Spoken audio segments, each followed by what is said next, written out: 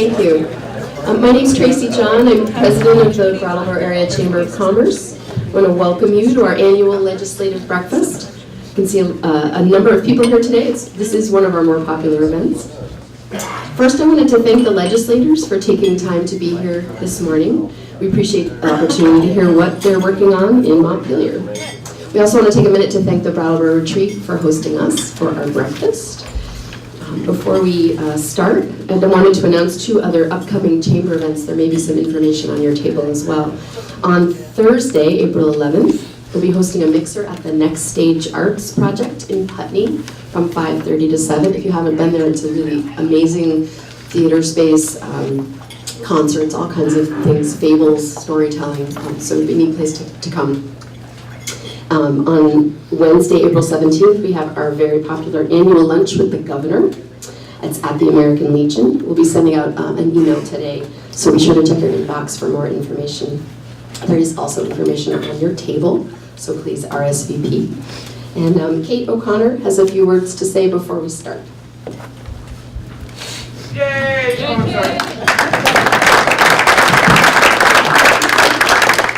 I just want to do, it's actually a quick public service announcement, we're going to call it, and we do have the legislators here to talk about what's happening on the state level, but I want to talk literally 1 minute about what's happening here on the town level. I don't know how many of you are aware that Brattleboro's town meeting is March 23rd, this Saturday, and one of the most significant issues that's going to be discussed and voted on is the implementation of a 1% local option sales tax, which means that right now sales tax in town is 6%. If the initiative passes, the sales tax on certain items will go up to 7%. The chamber has surveyed our members. They have told us, which they have told us for previous times, to oppose this article, and we are doing that. Brattleboro Development Credit Corp and the Brattleboro Downtown Alliance has also come out in opposition. On your table are the pieces that the chamber wrote, as well as BDCC.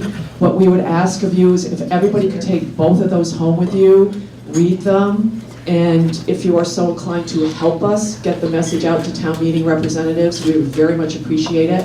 There are about 150 odd, not odd people, 150 people. They could be odd after the vote, but there are about 150 people that are going to be voting on this on Saturday. It has long-term implications for our town. So if anybody, after this meeting want to come up to me and say, I want to help, or if you want to call me afterwards, it literally is as simple as a 2-line email. So thank you for anything you folks can do. We appreciate it, and with that, I'm going to pass it on to the Windham County Legislative Delegation, and each of them are going to go down and give you a brief overview or whatever of what they're doing, and then we're going to open up to questions and answers. So we're going to start with Mollie Burke. Good morning. I'm going to try to be very brief because there are a lot of people here and you probably have a lot of questions. So I'm on the Transportation Committee. Again, this is my 11th year. We've just voted out our transportation bill, just voted out of committee, and it's $617 million. It's up a little bit from last year. One of the significant things about it is that we were able to push back against the administration or the Agency of Transportation and get an extra $1.1 million into the Town Highway Aid Program. So we're all really excited about that, and that was, everybody on the committee really wanted that. And we also included, it has been that you could use it for sidewalks, but we wanted to specify that, so we included language that it could also be used for sidewalks along with other kind of infrastructure improvements. The bill also includes a public transit study. How can we expand rural transportation and grow our other public transportation networks? It has some money for electric vehicle incentives. We're trying to reach our statutory goals of 50,000 electric vehicles by 2025, and there are 3,000 now. There's a modest amount of money in the Appropriations Committee, but at least we have started an electric vehicle incentive program which gives $2,500 or $5,000 depending on your income level, and it is for low income and moderate income people and for new and used vehicles. And there's a study to look ahead as to how we can fund that program in the future, and in order to continue to meet our climate goals. And then I just want to say one more thing. We had a really exciting event on Friday. We had over 200 students came to the State House to say, what are you doing about climate change? We need some action now. I was able to be in a meeting where about 10 of them met with the speaker. They were so articulate and respectful, and it gives me great hope that we can make some changes. So I just also want to say I'm so excited to be part of this wonderful Windham County delegation, and I'll pass it on to Tristan. Good morning. So I'm not going to talk as much about committee because Emilie Kornheiser and I share a committee, and she's going to give, I think, a more detailed briefing on that. And there's another reason for that, which is, yeah, I say, she's going to give. Oh, sorry, I didn't hear what I thought I heard. So the other thing is that Emily Long and I are on the House leadership team, so I'm in and out of committee a little bit more. And usually what I say, sort of as a preamble to that when I'm at this meeting, is that we're sort of the process specialists and policy generalists. We have an idea about all of the things that are happening in the House, and some sense of the ebb and flow of things, and I'm happy to speak to any specific questions that come up that may not fall in anybody's committee jurisdiction, and but that we both spend less time in committee as a result of that, so we're bouncing around problem solving. The other area that I do pay a little bit more attention to outside of the committee work is that I'm on the State Workforce Board, and in this particular case there's a lot of intersection between the work that we've been doing in committee and the State Workforce Board's work as well, and so if that comes up in the conversation, I may jump in on any of those issues. So with that, I'll leave the room for the question and answer, because it's, I know, always our favorite part to actually be able to interact with you, and we almost never have enough time. So. Good morning, I'm Sara Coffey. I'm the newly elected representative to represent two of our rural communities, Guilford and Vernon, and it's really a pleasure to be with you this morning. In the House, I sit on the House Committee on Corrections and Institutions, which is both a policy and a money committee. And in the first half of the session, we've been focusing mainly on the capital bill, which many of you probably already know this, but the capital bill is essentially the state's credit card. And so it's our bonded dollars. And because of our slight downgraded in our rating, the capital bill, no surprise, is a little bit smaller. We're at $123 million, which is a 2-year budget. So we are in the final phases of markup. We, unlike transportation, we're a week or two behind because we work really closely with the Appropriations Committee. So a lot of our money, we address infrastructure in the state. So we have a lot of aging buildings that we need to take care of. But also we invest in Vermont Housing Conservation Board, which does a lot of our affordable housing work in the state. We do address a lot of the clean water infrastructure, so the Clean Water Revolving Fund and wastewater system. So those are loans and grants that are available to communities. And we also support the community building grants, which are really fantastic grant funds that are a way to get some of these capital dollars into our communities. And for those of you who might be interested in those grant deadlines are going to be coming up in May and June.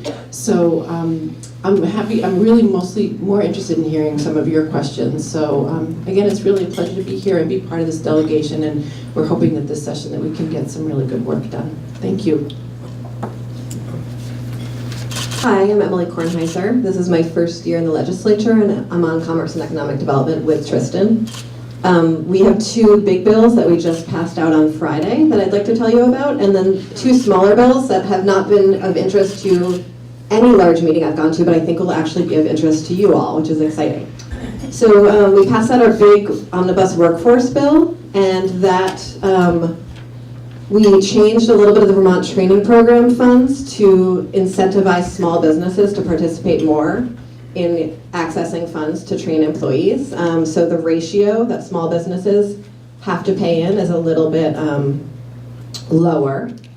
And then a study committee to look at our tech schools and our training programs and see how we can make them more consistent throughout the state, better resourced, and that will be starting next year if that passes, and there's a spot for businesses on there. And then some really strong initiatives to attract and more folks into the state for workforce, as well as bringing folks who are living in Vermont and are not participating in the workforce to access the workforce. So some really close partnerships between the Department of Labor, our regional development credit corporations, and all of the community agencies that touch someone's life to really be brought to the same table to say, what will it take for someone to come here, to stay here, to live here, and to strongly participate in the workforce. So that's really exciting. And then our unemployment bill makes a few tweaks. One of them is we have a study committee to try to hold more harmless small businesses who have laid off 1 or 2 people, to really figure out ways other states are fixing the problem of small businesses suffering sort of a larger burden when they lay someone off than a large business does, to lessen that impact. And then looking at folks who have experienced reductions in workforce, so if you moved a lot of people to part-time, right now, previously, there was a specific kind of unemployment you could apply for those people, and now it's being folded into regular unemployment insurance. And so that's 2 tweaks there. And then the 2 other bills that have been really, everyone's eyes have glazed over everywhere else I've gone, but I'm hoping some of you will be interested on this. One is that there's an auto renewal on contracts bill that we've changed a little bit. In January, there was supposed to something go into law where there was a checkbox, so someone had to sort of double opt in to an auto renewal contract, as well as every year re-opt into that contract, and we've changed that.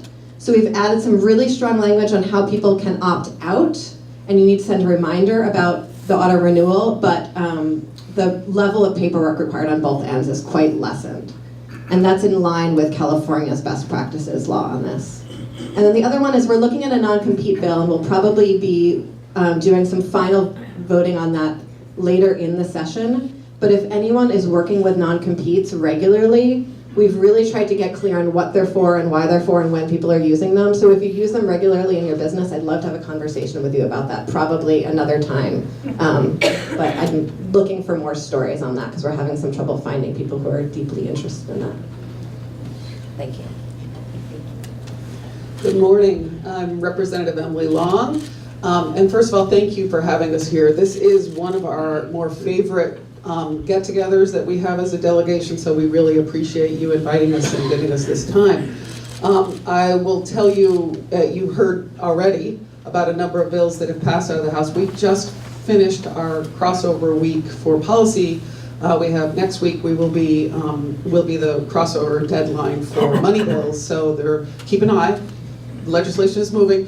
Unless you're sitting on a committee, you may not be aware of what is coming out of our committees. But I was trying to keep up with it on Friday, and there were a lot of bills coming out of our committees on Friday. So keep a look at what's there. I serve now on the House General Housing and Military Affairs Committee, and it's been a really interesting change for me being there and not on the Education Committee. In fact, we have unfortunately no one in Windham County on the Education Committees. But we do try to stay on top of education, and I'm still on my local school board, so education is still as important to me as it always was, if not more. But I will say the General Housing and Military Affairs Committee spent quite a bit of time in the beginning of the session talking about the Adjutant Generals. So we were having that election. We're going to be making a little tweak, we're hoping, to the election process. That was a little bit challenging. We just passed a bill out of our committee on Friday on that, where we'll have a screening committee set up first for the legislature to use that for a review. And then the main bill that came out of our committee was our family medical leave insurance bill.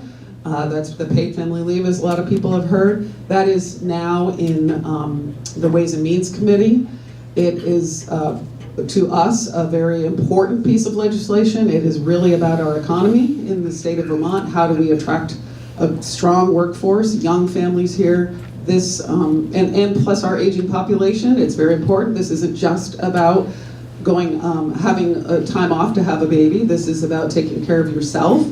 It is about taking care of elders in your family. So we think this is a really important piece of legislation. We're also working, one of our priorities is childcare, and I don't think there's anybody on the committee. Kelly is from Windham County, but no one here. I think we put 8 million, I think. On Friday, a bill came out of Human Services to put another 8 million into childcare subsidies, trying to raise that up toward more of the middle income folks so that there can be more support for that. So I just want to say one last thing. You just heard from our two of our 3 brand new legislators here in Windham County. Nader couldn't make it this morning, but we are really fortunate to have such great legislators here, and I'm thrilled to be working with all of them, and I hope you will enjoy what you hear today. Thank you, Emily, and thanks to everybody for coming out and giving us some time to share a little bit about what we're doing. I also enjoy coming here, but I have to say, I just want to take a moment. One of the things that I used to enjoy when I came here was getting to sit next to Ben Underhill and talk about the Red Sox and everything else that was going on in life, because I don't know a more kind or generous guy, and he is missed. So I just want to take a moment to remember Ben. One of the things that I think as we get to the end of the session, I hope our narrative will share is that we kept things stable in Vermont. One of the things that I keep hearing from businesses right across the spectrum is what they want is a stable environment to do business in. And that's why one of the things I think we're doing this year is we have one hand out like this against what's happening in Washington. And we're trying to keep the chaos from Washington from dripping into Vermont. And I think we're doing a good job, but it's one of the things I think that we can best do to help the businesses right across the board. Whether it's women's reproductive health or the tax structure for working and middle class Americans, we're not getting help from Washington. So we're having to stand and be resolute against what we see coming from Washington. And we're doing that in Vermont, and this delegation has been strong around that. We are here at the retreat, and one of the things I want to mention is that the retreat is just at the center of all that's happening in regards to addiction treatment here. And I wish we didn't have to continue to talk about addiction as the epidemic it is, but it leaks over into all sorts of places in our lives. And the retreat's not only a great employer, I think the second biggest employer in town, but it's a good place to work, and the services that they're providing here are essential. So as we move along, I hope we can continue to provide those treatments and get to the place that we won't need it as much. To that end, last year I was part of a group that looked at upstream from why we have some of the problems we have with addiction and in social services. Becca and I were on a committee to look at childhood trauma and the effects of trauma right across the spectrum. And I think this year, the governor, based on a law that we passed last year, appointed a coordinator for trauma services, Auburn Watersong. We're hoping that look upstream will help prevent the need for more services as we continue to go. So that's one of the things I feel good about, that we're addressing what's right in front of us, but trying to have a bigger look at things. And the last thing I want to mention is that my new district mate, Nader Hashim, is not here, but he is doing some great work. And a couple of the things that he's very invested in and doing great work on the Judiciary Committee is bringing the perspective that people of color have not been that well represented in Vermont. He's done some great work already on the fair and impartial policing program we have here in Vermont as a member and as an advocate. And the other thing that he's been pushing for is something that came out of our Education Committee, which is the Ethnic Studies Bill. It's an area where I think we all could do better, and one of the things we hope is that it makes Vermont a more welcoming place for everybody who comes here, who lives here, And as we go into the future, we know that the demographics of Vermont are changing, as they are everywhere, and it's to all of our benefit to be more welcoming to everybody. So I feel good about the work that he's been doing and that we're all doing together here. Look forward to being able to continue to serve you well. Thanks. Good morning. I'm Sibilia. I represent 6 towns along Route 100, Wardsboro, Dover, Woodsboro, Stamford, Somerset, Searsburg, and a little bit of Whitingham. I'm serving for my second session on the Energy and Technology Committee. That committee has really 3 areas of jurisdiction: technology infrastructure, energy policy, and also IT. I also serve on a joint IT oversight committee with the Senate. It's a new committee still. We're still working to get our feet under us. This year, though, I'm really pleased to say we spent the first part of the session working really hard on a broadband bill, which is now in the Ways and Means Committee and will be moving to the Appropriations Committee. That bill essentially says we don't have the $600 to $900 million that it's going to take to build fiber to every premise in Vermont, which is really what we need for our future. Education, healthcare, et cetera, participating in the economy. And we also know that our telecommunications providers, the markets are not there for those for-profit entities to provide that service to the last mile. So what we have done, and we look forward to working with the Senate on, and the second half of the session, is put together a bill with the governor put in some initial dollars. We have increased the Universal Service Fund fee by 0.5%. This will be the 3rd biennium that the House will propose this. I anticipate it will pass by very large margins in the House for the 3rd biennium, and hopefully we will get it through this year. That raises about $1.5 million. The governor has put in about $1 million, and with those 2 buckets of funds, the governor's one-time funds and these reoccurring dollars, we put together a bill that will provide municipalities with small grants to put together a business plan, really, for how we can get to the last mile. Who are the providers? How many people will take this? What is the financing model that will work best? We have added a new staff person to the Department of Public Service, which is a very tiny department. There are, I believe, 4 people, 3 of whom are currently working on connectivity, the connectivity division for the entire state of Vermont, and the need that we have right now to get this problem solved is pretty significant.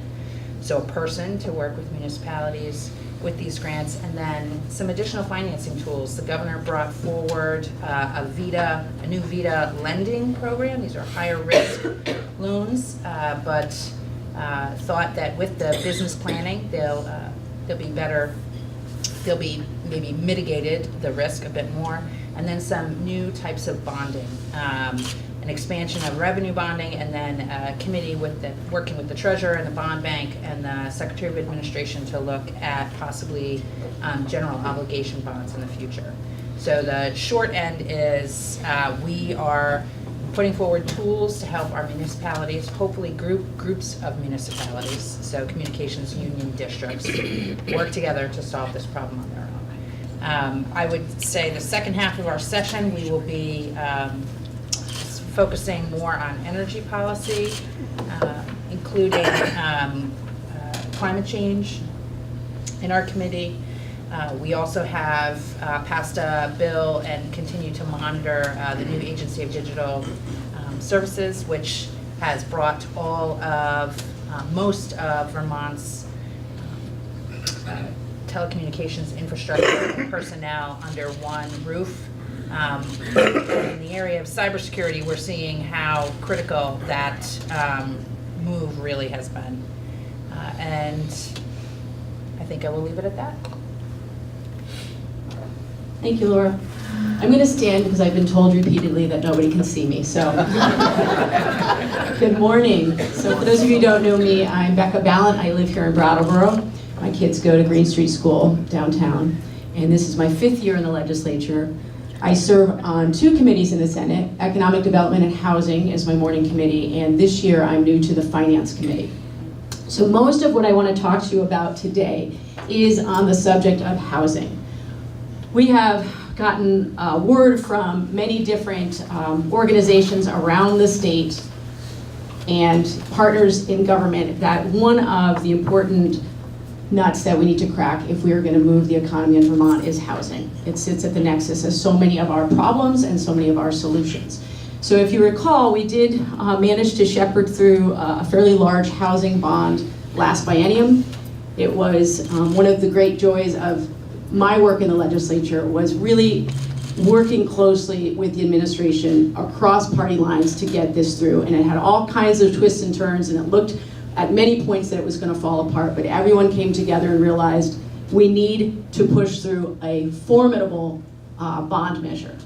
And so that was so successful. We've actually seen several housing projects here in Windham County from that bond. And so the committee, in looking at the work that we want to do going forward, is considering a second significant housing bond. That although we've put about 750, I think, new rental units online from the last housing bond, there is still so much of a need. That we have workers that need housing, we have families that want to move out of their larger homes to free up that housing for other families to move in. We have a bottleneck in housing across the state, with the exception of maybe Rutland County, which has had a glut of housing, but they have their own issues, which I will get to in a minute. So one of the issues that we're looking at this year is trying to get continued focus and energy on bonding dollars for housing. So that was the first thing I wanted to mention. The other is we have kind of a hot potato situation around housing safety and compliance. We haven't had any place in state government that will manage issues around housing safety and compliance. The Department of Health has said repeatedly we don't have the capacity to do it. The Agency of Commerce, which oversees housing, says we do not have the capacity to do it. Vermont League of Cities and Towns says we don't have the capacity to do it. So what happens is we have people throughout the state living in substandard conditions that are paying rent, and nobody is watching out for them. So we have brought a lot of stakeholders to the table, and we think we've finally been able to come together with a compromise between the Department of Health, the agency, and the Vermont League of Cities and Towns to move forward on a registry that will keep track of housing compliance code violations. So we can talk in more detail later, but I wanted you to know this has been years and years of trying to get to this point. So we're moving forward on that. The other issue, similar, is trying to get focus on a rental housing registry. We saw, my table earlier was talking about what happened post Irene and how we had many, many Vermonters displaced. We had no concept at the state level about where other housing units were available to house these people. And we realized it was an incredible sort of patchwork of information that was not housed in one place. And so there is going to be a comprehensive rental housing data management system that is going to be located at the Department of Housing and Community Development, and it will keep track of locations of these buildings, the ages of the buildings, the number of units in the building, type of units, the owner, the contact information, manager information, so that we have a place in state government that local towns, municipalities can go to and say, I've had a housing crisis right now, I've got people displaced, where are there units in my area where I can possibly find housing for those folks? So that is also been something that has taken many years to get to this point, but I feel like we finally have critical mass and we're going to be moving forward on that. I feel like all I'm talking about are thorny issues, but it's good because we're making progress. Another thorny issue we've been dealing with for years in the Senate is the issue of home improvement fraud. And I know pretty much every legislator on my committee has dealt with constituents who come to them and say, I have been a victim of home improvement fraud, and when I try to get compensation for this, there is nowhere for me to go. And so, as we know, and I know Senator White and I don't always agree on this issue, that so many people have friends and relatives who work in the home improvement business, right? We all have friends who are contractors. The problem is that because we don't have any compliance around who gets to do home improvement in Vermont, we are completely out of whack with our surrounding states. So we are making motions towards bringing people into a registry, a mandatory registry, but optional certification. Again, I can talk about that in more detail later.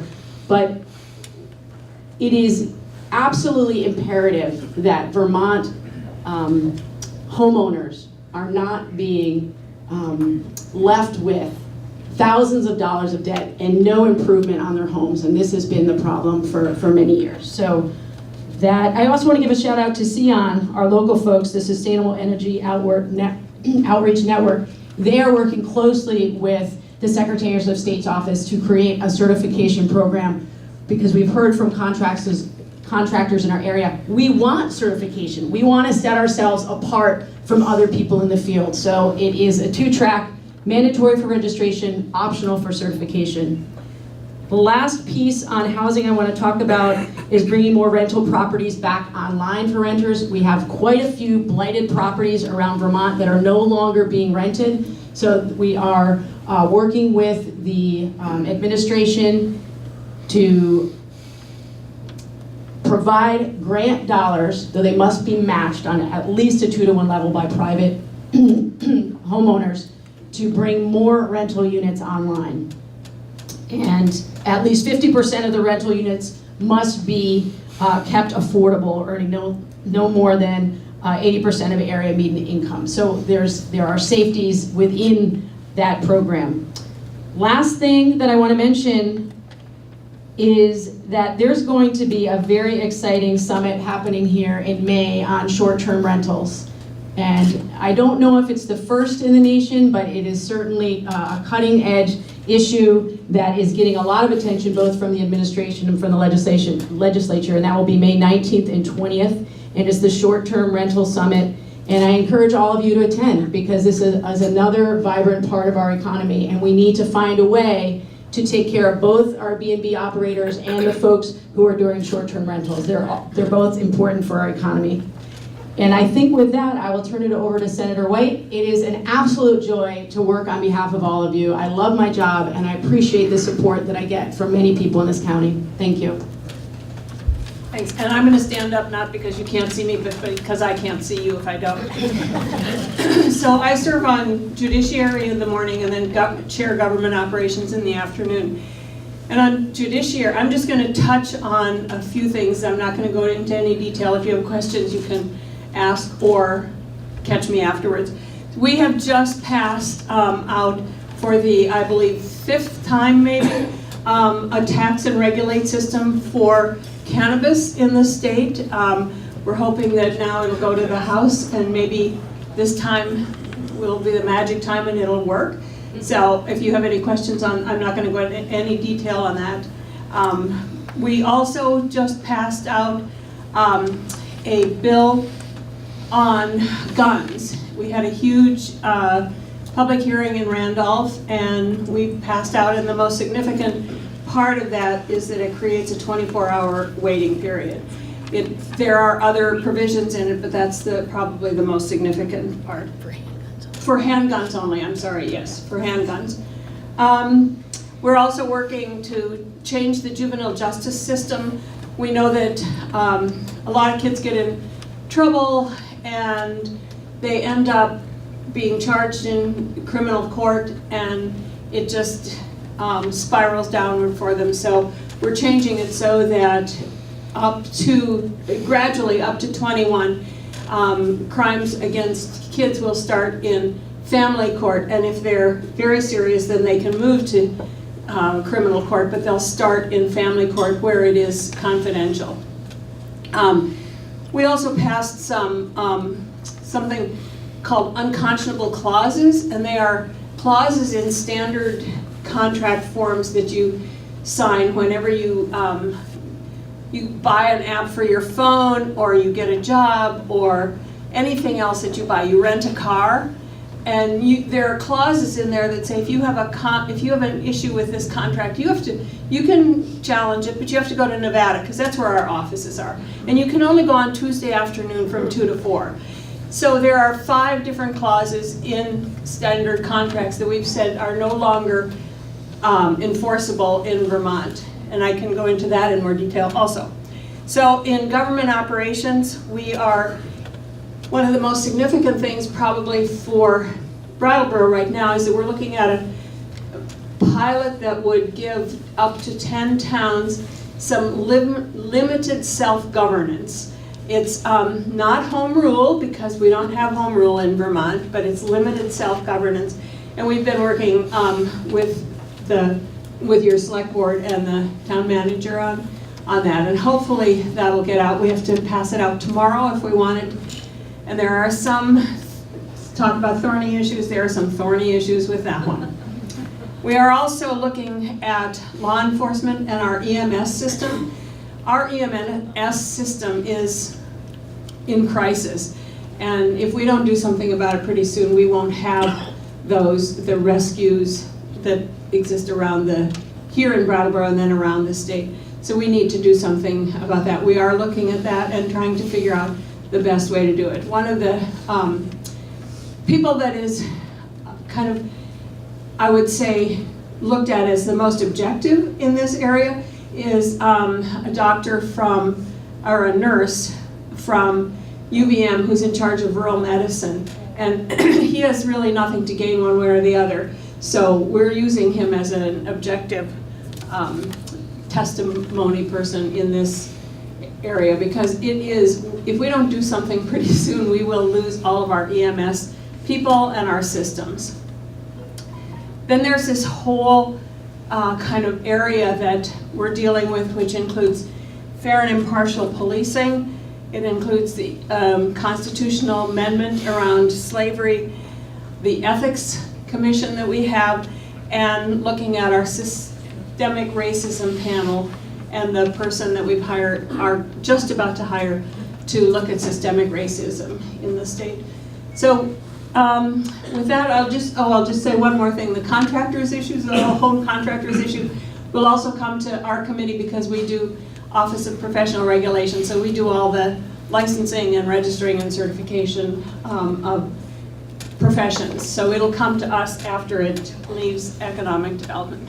So with that, I'll just turn it back over to Kate, I guess, and you can ask questions. Is it you or Tracy? Yeah. We only have one mic, so if you have a question, if you could project, and then we'll have any of these legislators who want to answer will answer the questions. And we want to thank Mike Mrowicki, who has to go to work. Thank you, Mike. I did too, but my boss is does anyone have a question? Dave. Yes, I have a question. This might be for Emilie, but it's for really the whole board as well, all of you. And that is Act 46 is a bill that's very divisive in our state right now. And I'd like to understand where your position is for this bill and why we have no representation on the Education Committee, and your thoughts.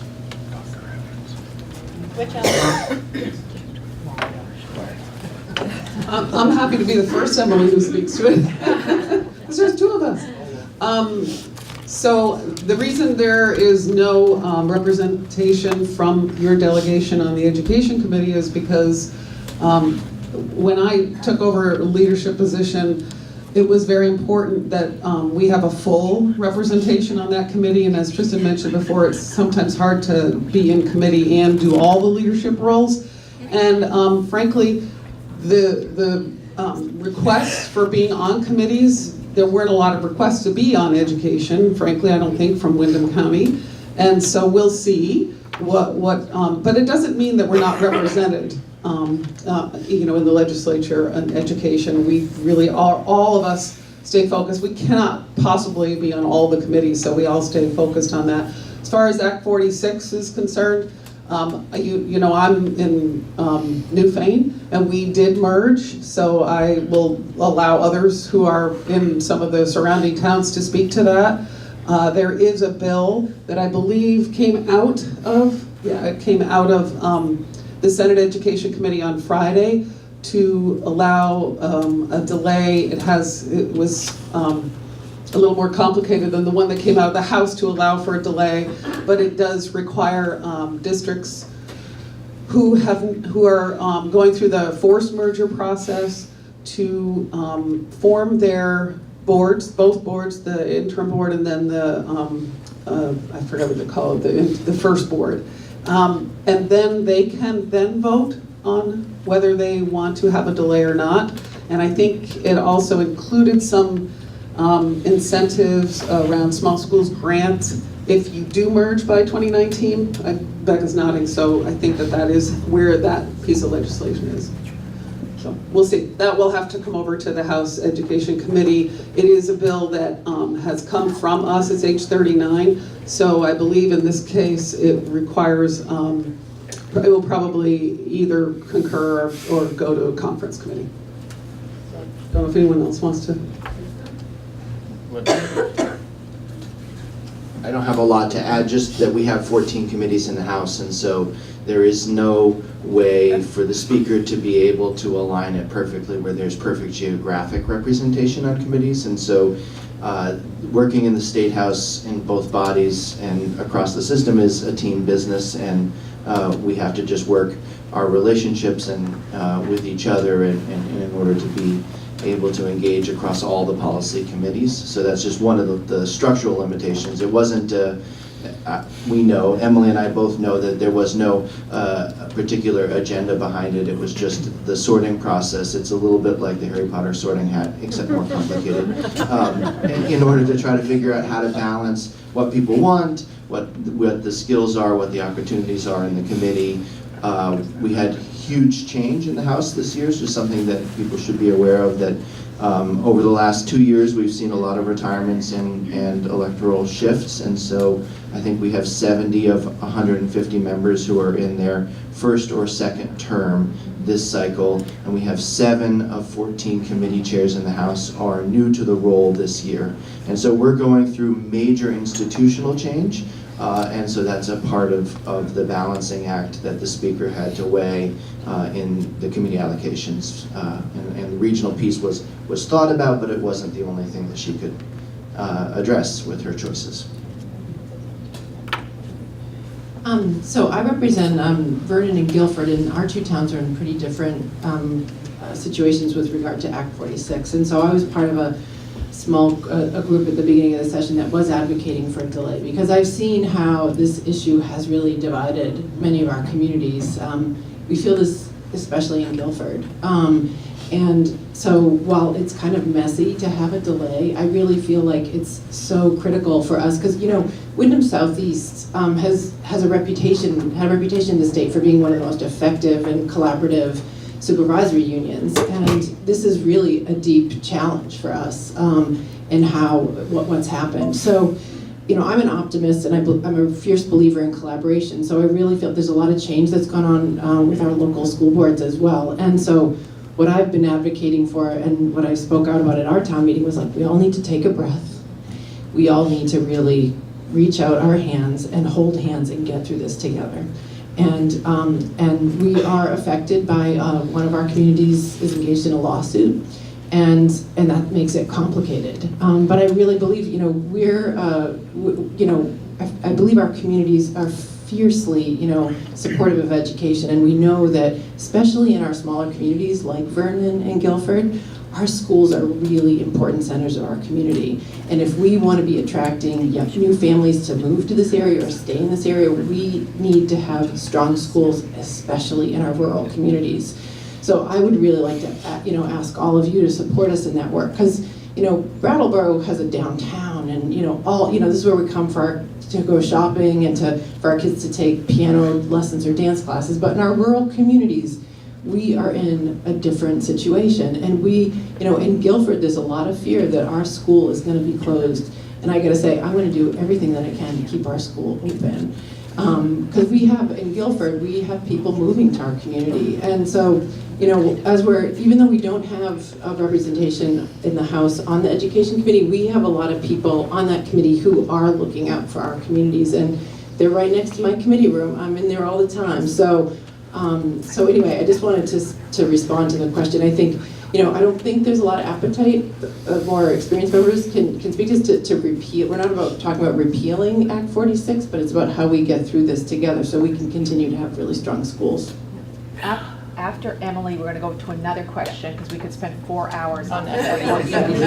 I wanted to echo what Sara said about collaboration, and then just also thank the Senate for really bringing a lot more rationality to the bill that left the House on this issue, and I really appreciate that.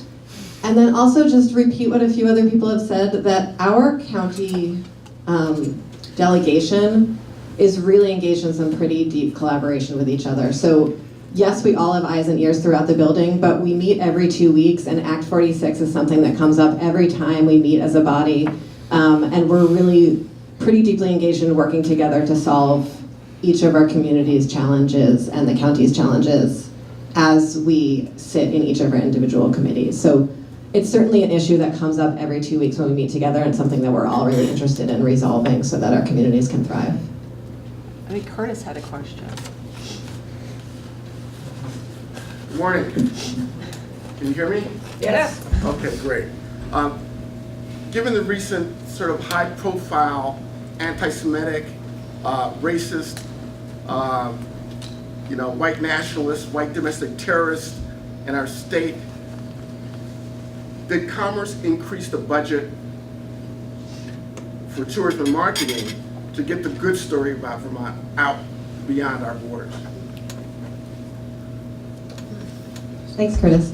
The budget did not increase, but what I will say is that what we have been really clear about, and I would say Gina Sullivan, who's our vice chair, and myself have been the clearest about this, is every single strategy or proposal that comes into this committee, whether it's a workforce issue or a tourism issue or any issue around commerce, my committee is probably a little bored with it at this point. I ask every single time, are you tracking how different groups are affected by this issue? Are you tracking who's enrolling? Are you tracking how you're doing it?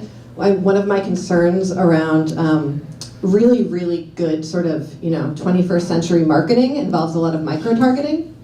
And micro-targeting is also a self-fulfilling prophecy, and we often to the exclusion of people of color, because you're sort of going to the same group. If white people are already coming, then I'm sure you already know this, Curtis, then you're just gonna bring more white people because you're bringing their friends and neighbors. So we're really, really clear that we need good data on whether or not women are going into non-traditional professions, whether people of color are being recruited, and making sure that we're building that story in not just tourism and marketing, but every single thing that our committee touches. Yeah, and given that the number of white people is shrinking, that we need to really expand our marketing efforts into those new markets. I have to actually go to work. Okay. So Emilie has to go to work as well. I didn't mean to take the microphone from her. I thought you. Thank you, Curtis. I would just add that. So I do know that there are different layers of this kind of conversation happening, even within the tourism and marketing agency team, trying to understand their own approaches. But I think we're at a moment in time where one of the great challenges that we have as leaders, and I think everyone in this room is a leader that needs to think about how to address this issue, is that we are one of the whitest states in the nation. We have a changing, urbanizing demographic and a movement around the country that is moving towards more diverse and urban environments. And the future of Vermont very much depends on the choices that we make about who we want to be in our future, how we learn to be more inclusive, how we develop the cultural competencies to have an authentic story to tell about what our offer is on the tourism side, on the move here and stay here side, on the economic development, on the employment, and that requires that we, I think, get a little bit more serious and a little bit more honest about where our deficits are, and it's really hard because it's not something that's been a part of our cultural competencies before. But I do think that conversation is happening within the legislature. I'm hearing it more and more from people within state government and from other leaders around the state. And it's a challenge of our generation, and I hope that we all step up and participate in building the future Vermont that we want. Another question. Joe. Okay, thank you. At the end of the last legislative session, the Vermont tax structure got realigned that adversely affected nursing home residents, and nursing home costs are upwards of $10,000 a month now, and they're deductible at the federal level as miscellaneous medical expenses. But now the Vermont income tax, as of this year, is calculated based on adjusted gross income. So the effect is that we've got private pay nursing home residents. They're depleting their savings, not paying any federal income tax, but having to further deplete their savings in order to pay the Vermont income tax. And I'm wondering if there's any effort underway in the current legislative session to address that concern.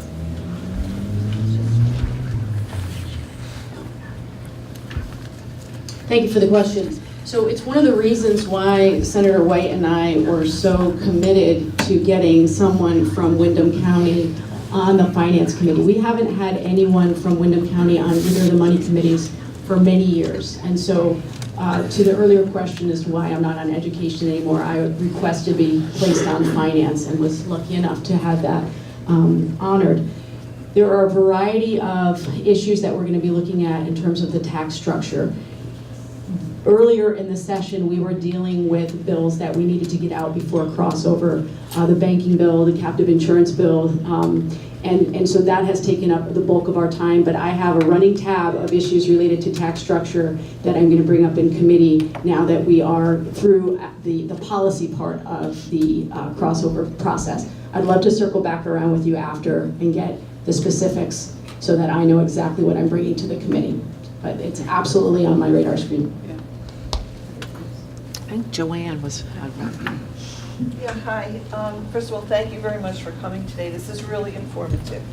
I would like to ask each of you what you have had in discussions or committee meetings that would address the growing biggest demographic group in the state, which is the over 60 age group, which is not just people who are stuck at home and are getting Meals on Wheels, which is extremely important. But if you look around the room, a lot of your business owners and people who actually work in the state are over 60, including most of the volunteers for all the organizations throughout the state. And I'd like to know, what are you guys doing to prepare to take care of this growing group? Thanks. I think that's a great question. Thank you, Joanne. And my answer is going to be very brief. I am really happy and proud to have AARP working with us on this broadband bill and supporting it. That way. You heard me mention before about the paid family and medical leave insurance program. I do think that that's going to make a difference for us to be able to take care of either elderly members of our family or unwell and elderly members of our family. It is something we talk about all the time. I'll just say it's there constantly. And the challenges that we feel around all the needs and our inability to meet all the needs. Someone mentioned all the students coming to the State House to say, what are you doing on climate? Well, last year it was, what are you doing on childcare?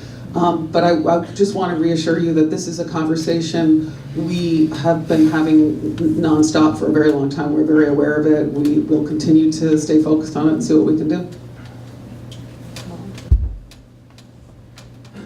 This is a big transportation issue, and I have been worked with AARP on the Complete Streets Bill a number of years ago, meaning that you would have to, any new project needed to consider the needs of all users of the transportation system. Not everybody can drive a car or will eventually want to.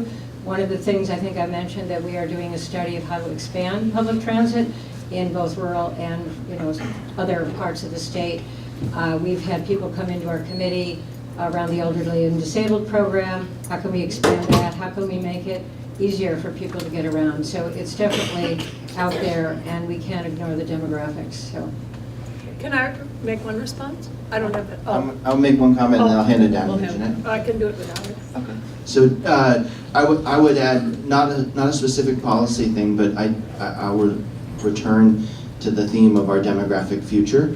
I wasn't alive to remember this when Vermont went through the change in the 60s and 70s, where we went from being a very backwoods rural state to suddenly having a huge infusion of out-of-state energy, of young people coming and building sort of the Vermont that we currently know. We don't have any idea yet where that next sort of wave of creative and youthful energy will come from, but in order to have a demographic future that is not completely out of balance, we have to be addressing this intentionally, thinking about how we build, the kind of state that people can actually come to. And there's housing is a huge part of it. There's all kinds of structural things that we need to address. Our lack of diversity is another facet of it. But this is something that we need to be both working on how we address on the service side, the kinds of challenges that an aging population have, but also the opportunity side of how do we invite in another younger cohort of people to sort of build and energize us for the future. And I'll end. I don't think I need it. My dad told me that I was meant to be a public speaker before they invented PA systems, so I think you can hear me. I think that housing is a huge issue, we tend to think about housing as apartments for families, but we have a huge need for housing for those of us who are aging, and options of housing, not just apartments, but options of different types of housing. The other thing that is really important, and we're working very hard, is some of the programs that serve older people, and SASH is a huge program, and I know that the governor has suggested cutting the funding for SASH, and I, for one, and I think Senator Balint joins me in that, is we're trying to make sure that that funding stays in there. In fact, I'd like to see it increase so that we could have more SASH panels. And so for those of you who don't know what SASH is, we can talk afterwards. I think we'll let John Leader have the last question. Yeah, I'd like to bring up solid waste and recycling, which is, in my memory, has been a subject for the last 40 years. And first of all, the only legislation that was passed early was the bottle bill, which was a litter bill. And since then, universal recycling has been passed, but there's been no funding for it. So the problem is that those two pieces of legislation conflict with each other. The recycling materials are coming back to one place, and the universal recycling says that it should go someplace else, but it can't because of the conflict of the laws.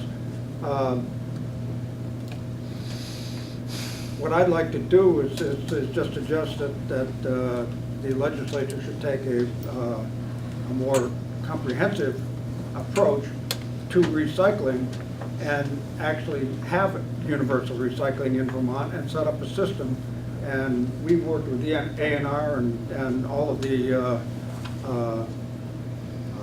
agencies to try and achieve that, but it doesn't seem to come about.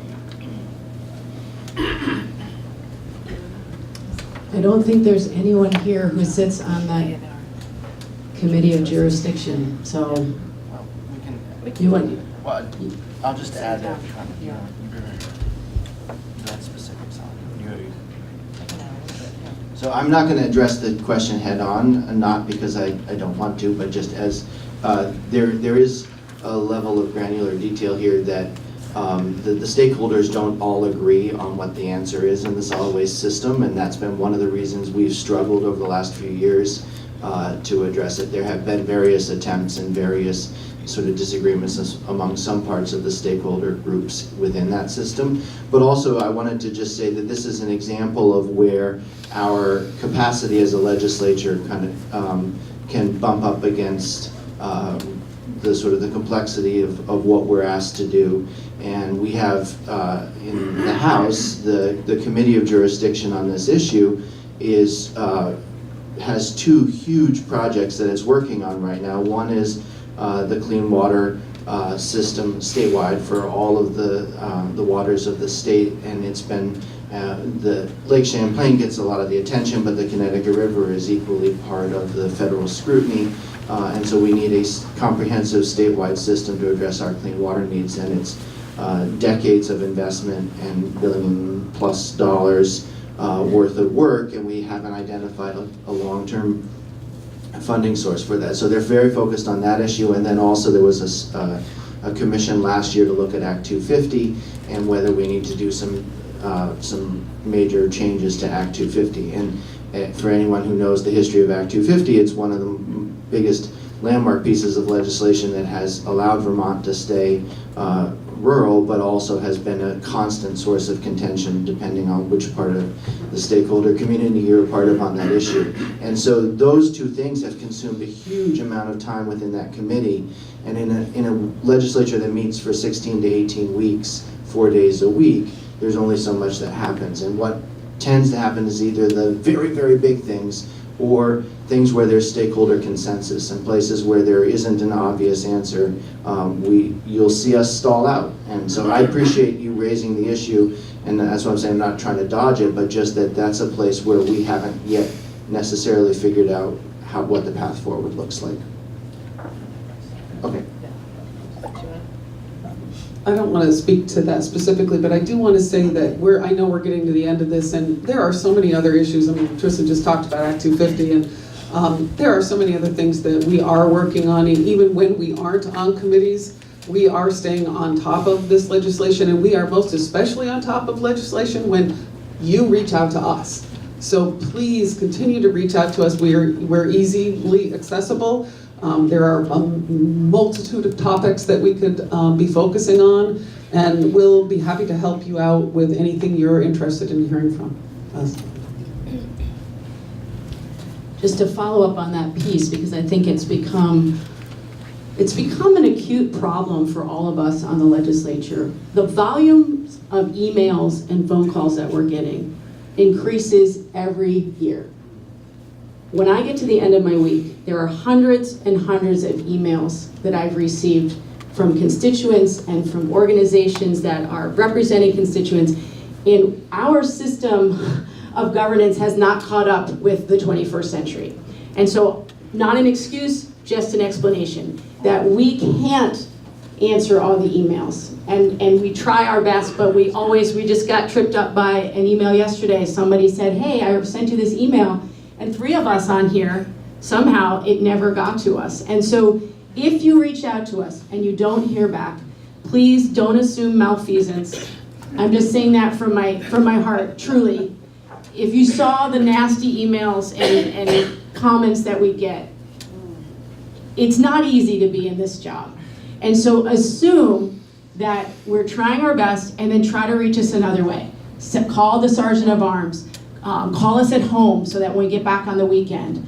And so I just plead with you, everything that we're experiencing at the federal level with people being upset and angry and not knowing who to turn to, we're getting it too, because we're your front line. So just a little bit more patience and understanding would go a long way to us trying to solve your problem. So. Can I add something? I'm just going to add, when you email us, put your town, I don't know if anybody else cares about this, but I get hundreds of emails every day, and they're from constituents, they're from all over the state, and they're from all over the country. I have no idea who they are. I'm not going to answer somebody from Texas or Nevada, but so if you don't identify the town that you're from, I might just ignore you, unless I know you, because I can't possibly answer all of those emails. So when you do it, just put your town on the bottom there, or identify yourself as living in Dummerston or in Newfane. It helps a lot. And if you really need a callback, tell us that you need a callback. Oftentimes, you're expressing your opinion, and I read it, and I say, oh, I got that. But there's no need to call you back necessarily to tell you that I got your message. So we do pay attention to it, but as they said, we're really busy, and you know, our staff is kept very busy working for us. Okay, we have no staff. I was going to say, what are you talking about? Our staff they work as hard as they can, and sometimes I'll get a call and it says, yes, this is so-and-so, is this Senator White's office? And I say, yes, would you like to talk to Senator White? Yes. Hello, how is it? So, just have patience, thank you.